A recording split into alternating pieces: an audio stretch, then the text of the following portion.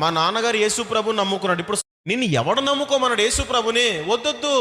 నీకు నొప్పిగా ఉంటే మానే, నీకు కష్టంగా ఉంటే మానే, నీకు ఇబ్బందిగా ఉంటే మానే. నీకు బంధువులే కావాలా? ఓకే, వెళ్ళిపో నీ బంధువుల దగ్గరికి.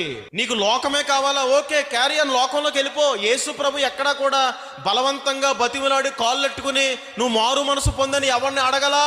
ఆయన నామం ఏ నామం? అది అన్ని నామముల కంటే పై నామం. నీకు కావాలితే రా. యేసు ప్రభు ఏదో ప్రభుని నమ్ముకోండి అమ్మా, ప్రభుని నమ్ముకోండి బాబు నా బాబు కదా, ఎవడని అడిగాడు నిన్ను? ఇప్పుడు మా నాన్నగారు పూజారుల కుటుంబంలో పుట్టి యేసు ప్రభుని నమ్ముకున్నాడు. ఎవడు అడిగాడు మా నాన్నే? ఎవడో అడగలే. ఎవడో చెప్పాడు సువార్త? ఎవడో చెప్పలే. మా నాన్నమ్మకు పిల్లలు లేరు, ఆవిడ పేరు కళావతి. ఏ దేవుడు పిల్లలు ఇస్తాడు అని చెప్పి ఆవిడ ప్రార్థన చేస్తూ ఉంటే ఒక రాత్రి యేసు ప్రభు కల్లోకి వెళ్ళి ఆయన దర్శించి ఆమెకు పిల్లల్ని ఇచ్చాడు.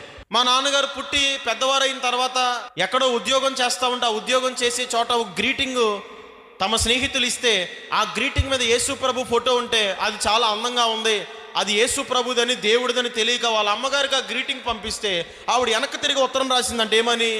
బాబు, ఈ దేవుడిని ఎలా కొలవాలి? అప్పుడు మా నాన్నగారు యేసు ప్రభుని నమ్ముకున్నాడు. ఇప్పుడు నిన్ను ఎవడు నమ్ముకోమన్నాడు? యేసు ప్రభుని.